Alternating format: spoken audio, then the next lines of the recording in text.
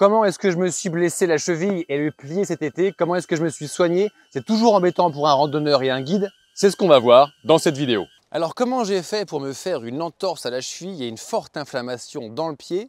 Eh bien concrètement, je n'y suis pas allé de main morte parce que je me suis offert 0 jour de repos pendant 180 jours. Pendant 6 mois, j'ai marché tous les jours avec une moyenne de 10 km par jour. Mais plus on avance dans la saison, évidemment, plus je pars sur les sentiers. Et sur le mois d'août, j'ai dû marcher par exemple 16 km par jour en moyenne. De plus, j'ai repris l'entraînement dès le début, dès la fin de l'hiver, début du printemps, avec toujours un sac lesté dans le dos, voire un gilet lesté. Et donc mon entraînement a commencé à 6 kg, je l'ai monté rapidement à 12-13 kg, le poids naturel d'un sac pour moi, même quand je pars marcher à la semaine.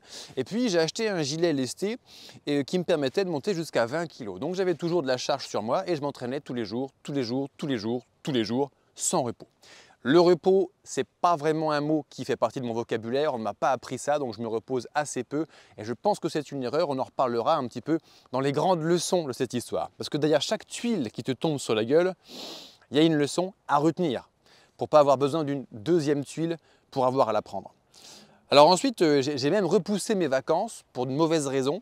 Et alors les vacances, c'est un moment où on diminue l'activité physique, ou pas, mais au moins on diminue la charge mentale, on diminue l'entraînement, donc ça aurait peut-être pu sauver ma pauvre cheville, mon pauvre pied.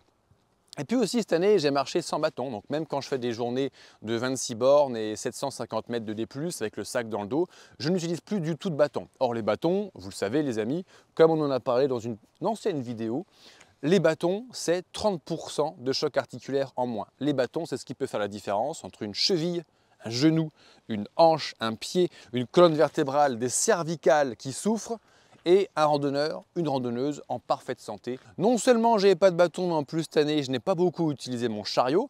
Pour celles et ceux que ça intéresse, n'hésitez pas à aller voir la vidéo complète sur la chaîne YouTube David Blondeau sur le chariot de randonnée X-Trek, qui est un outil absolument incroyable pour diminuer les chocs articulaires. Mais cette année, je suis sur ma voie vers le minimalisme, et donc du coup je ne l'avais pas. Ensuite, je me suis mis à partir de l'été 2024 à faire beaucoup de choses pieds nus, y compris des choses qui ne sont peut-être pas forcément recommandées dans le cadre du code de la route, si tu vois ce que je veux dire. Peut-être est-ce que ça a accru la pression sur l'ossature de mes pieds, je ne sais pas, c'est une hypothèse. Il y a également du poids, j'ai un sac un petit peu plus lourd et à l'occasion de certains week-ends, certaines semaines, rando bivouac que j'ai le plaisir d'organiser tous les ans. Il m'est arrivé de soulager un ou deux participants en lui prenant 1, 2, 3, 4 kg dans mon sac, donc ça m'a surchargé. Peut-être qu'entre un sac à 13 kg et un sac à 16 kg, c'est peut-être aussi les 3 kg de trop qui ont surchargé mes chevilles à chaque pas. Ensuite, il ne faut pas non plus se leurrer, je suis un apôtre des chaussures minimalistes. Ça fait 2 ans, depuis 2022, je ne mettais plus que des chaussures minimalistes. En l'occurrence, mes petites Vitrek Vibram Five Fingers que j'adore encore. Mais il ne faut pas se leurrer, c'est peut-être un facteur aggravant, évidemment. Si c'est une inflammation de l'avant-pied que j'ai eu cet été, voire une fracture, un début de fracture de fatigue, et la modification de posture entraînant cette entorse de la cheville, avec l'œdème qu'il y a eu, il n'y a pas de doute possible, c'était bien une entorse de la cheville. Peut-être que la chaussure minimaliste y est pour quelque chose, surtout que les fractures de fatigue sont des blessures courantes, notamment chez les trailers. Et c'est ce qu'on reproche beaucoup aux chaussures minimalistes, c'est ce que les gens qui détestent ces chaussures disent en argument numéro 1, on se blesse avec. Oui mais non, on ne se blesse que quand nous ne sommes pas assez progressifs.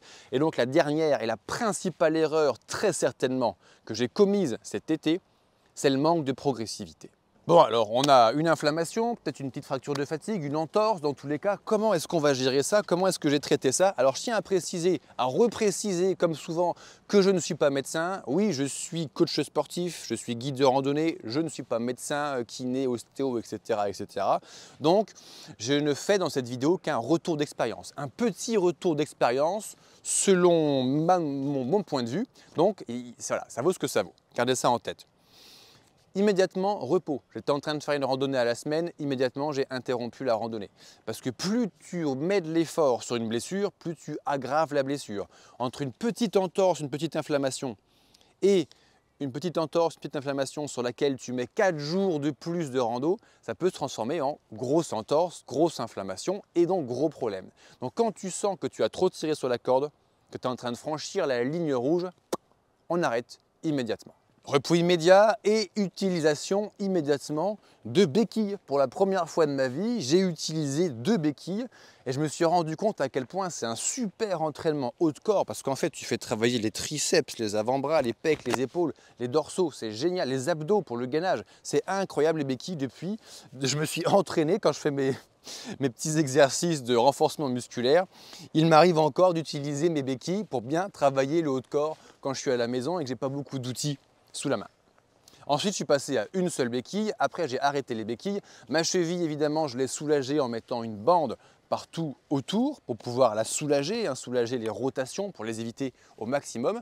Mais je n'ai pas pris le pari de faire une immobilisation totale. Il y a encore quelques années, les médecins prescrivaient immobilisation totale sur de l'entorse ou sur une foulure. Aujourd'hui, le corps médical a acquis la conviction qu'il fallait mieux avoir une immobilisation partielle. Si tu t'immobilises totalement, tu fragilises l'entorse, tu perds du muscle et la reprise est encore plus compliquée et je pense qu'il y a un accroissement de risque de surblessure dessus. Donc, immobilisation partielle, même si ça faisait mal, j'ai quand même marché tous les jours au moins quelques centaines de mètres en reposant le pied par terre, après la phase béquille bien sûr. Ensuite, j'étais dans un patelin au fin fond du Morvan et puis il y a un druide qui est sorti de sa maison et qui m'a prescrit un remède ancestral, de l'argile. Il s'agit d'un des rois de l'argile, un artiste d'ailleurs qui fait de magnifiques choses au fin fond du Morvan. Et donc, je me suis fait des cataplasmes d'argile sur le conseil de ce vieux sage et apparemment, ça s'est plutôt bien passé. Après l'argile, moi je suis un gars de la campagne, je suis évidemment allé voir le rebouteux. Pour ceux qui ne connaissent pas, avant qu'il y ait des médecins dans tous les villages, avant qu'il y ait des ostéos, depuis des milliers d'années, dans chaque village, à quasiment chaque village, au fin fond de la Bourgogne, de la Champagne, du Morvan, il y a un rebouteux. Un type qui manipule ton corps, ton pied pour te le mettre en place. En gros, ce sont, par empirisme, les ancêtres des ostéopathes. Je suis allé voir mon rebouteux, il m'a travaillé le pied, mais plus que le pied, toute la jambe, il m'a remis ça en place, c'était absolument incroyable. Et puis pour terminer, j'ai fait une petite pause, première pause depuis 2 ans, dans le port de mes chaussures minimalistes. Donc j'ai mis mes Vitrek à l'étagère et pour l'occasion, j'ai ressorti un vieil amour de jeunesse. J'ai commencé mes randonnées avec des Renegades de chez Lowa. Cuir Gore-Tex mid 700 grammes chacune en taille 45, des énormes bateaux très confortables à l'intérieur et qui encaissent tout. Donc j'ai ressorti les vieilles chaussures très protectrices pour bien protéger la cheville. Alors je me suis rendu compte d'ailleurs à cette occasion que je ne supporte plus les chaussures. Je me rends compte à quel point une chaussure mid immobilise la cheville et nous empêche de faire un bon déroulé de pied. Donc ça me conforte dans mon amour pour les chaussures minimalistes. Et dès que cette phase de convalescence qui touche quasiment à sa fin sera terminée, je vais repartir sur la minimaliste, mais plus progressivement pour ne pas répéter une deuxième fois mon erreur. Et une fois qu'on s'est bien reposé la cheville, il faut quand même repartir à l'ouvrage. La randonnée, c'est une grosse partie de ma vie, c'est dans mon ADN. Je suis un trekker passionné, je suis guide de randonnée. Ma vie, c'est la rando, le trek, le bivouac. Donc évidemment, au bout de 3 semaines, je repartais sur les sentiers. Et donc après une petite pause, c'était pour l'événement, le week-end rando bivouac du 31 août, 1er septembre, dans la forêt de Fontainebleau, où j'ai eu le plaisir d'accueillir toute une joyeuse petite équipe de Françaises et de Belges. On a passé un super moment d'ailleurs dans la forêt de Fontainebleau. Et c'était pour moi ma rééducation. Après 3 semaines de stop, première sortie, donc ça voulait dire pour moi marcher en gros 20 km, peut-être entre 250 et 350 mètres de dénivelé positif maximum dans les petits cahots de grès de la forêt de Fontainebleau, avec des passages où la cheville, n'est pas toujours à plat, on va dire. À cette occasion, j'avais repris mes bâtons pour me soulager la cheville. À cette occasion, j'avais pris un joker logistique. Je ne portais pas tout le poids de mon sac. J'avais planqué une partie de mes affaires au lieu de bivouac que nous avons atteint le soir pour avoir le moins de poids possible, parce que le poids, évidemment, à chaque pas, ça tape dans les chevilles. Ensuite, au bout de 4 semaines, l'événement du 7-8 septembre, j'ai eu la chance d'accueillir un petit groupe dans les volcans d'Auvergne cette fois-ci. À nouveau, j'avais les bâtons, j'avais planqué du matos, j'avais pas tout le poids de sac.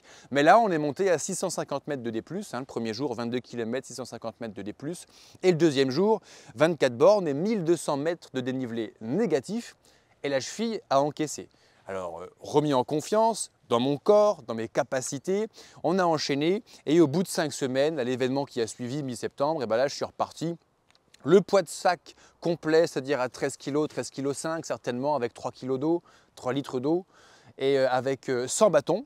Toujours les chaussures mid par sécurité, mais sans bâton, et voilà, en portant tout mon matos, c'est pas ses crèmes. Voilà comment je me suis remis à l'ouvrage. Donc au bout de 5 semaines, c'était réglé, je repartais comme en 14. Conséquence maintenant, conséquence de cette blessure, alors déjà ça fait mal. Une entorse, vous savez ce que c'est les amis, je pense que beaucoup d'entre vous, des randonneurs, des trekkers, des trailers, vous avez déjà eu droit à l'entorse. Bon, ça fait un petit peu mal. L'inflammation du pied, c'était une douleur que je ne connaissais pas, j'avais jamais ressenti ça. Est-ce que c'est un début de fracture de fatigue sur un métatarse? C'est pas impossible. Bon, bah ça, il aurait fallu faire une IRM pour le savoir. J'ai pas envie de faire d'IRM, donc on le saura jamais. En tous les cas, dans tous les cas, même si c'était ça, ce qu'il fallait, c'est du repos. J'ai offert à mon corps du repos, donc ça a diminué l'inflammation, ça a commencé la cicatrisation d'une éventuelle microfracture, etc., etc. Et grosse déception aussi, hein. Je ne sais pas toi, mais j'ai une certaine exigence envers moi-même. Je suis très exigeant envers moi-même et peut-être un petit peu envers les autres aussi des fois. Donc je me suis très fortement déçu. Putain, j'ai traversé l'Europe à pied, j'ai marché 10 000 bornes pendant 1 an, j'ai traversé les Pyrénées, les Alpes, le Tour du Mont Blanc, le GR20, les Alpes scandinaves sur 2000 bornes. Je ne me suis jamais fait une telle blessure. Et là, en 2024, c'est en faisant que des petites randos, entre guillemets, hein, c'est une question de point de vue, en ne faisant que des petites randos de 20-26 km maximum, 600-700 mètres de D+, maximum, que cette blessure m'est tombée dessus. Donc j'ai été très déçu de ma prestation et ça m'a foutu un coup au moral.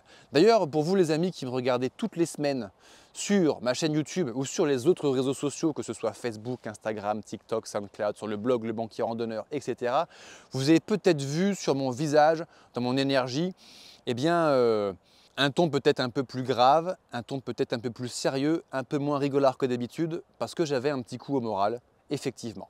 Mais bon, quand j'ai un problème, je n'en parle jamais. Ça fait maintenant 2 mois et 1 semaine que ce problème est arrivé. Et maintenant qu'il est résolu, j'en parle. Voilà, c'est comme ça que je procède. Donc les 3 grandes leçons de cette histoire, les amis, qu'est-ce que j'ai appris de cette blessure? Parce qu'à nouveau, quand il t'arrive un problème dans la vie, alors oui, ça fait mal au moral, parfois ça fait mal à la cheville quand il s'agit d'une entorse de la cheville, mais dans chaque situation négative que tu vas rencontrer dans ta vie, il y a du positif. Il faut en tirer des leçons pour s'améliorer et continuer d'avancer. Donc la première des grandes leçons, concrètement pour moi, c'est la progressivité. Je n'ai pas été assez progressif. Maintenant, avec le recul, je m'en rends compte. Mais quand on a la tête dans le guidon, qu'on fonce en permanence, on ne s'en rend pas compte. Concrètement, dans ma transition vers les chaussures minimalistes, par exemple, eh bien, je me suis dit en 2023, c'est bon, j'ai réussi à traverser le Morvan sur le GR13, à marcher 180 bornes, donc ça fait 26 bornes par jour et 500 mètres de D+ par jour pendant 7 jours d'affilée, avec des chaussures minimalistes, sans bâton, mais avec le chariot de randonnée, donc qui avait quand même diminué la question des chocs articulaires, notamment sur la cheville.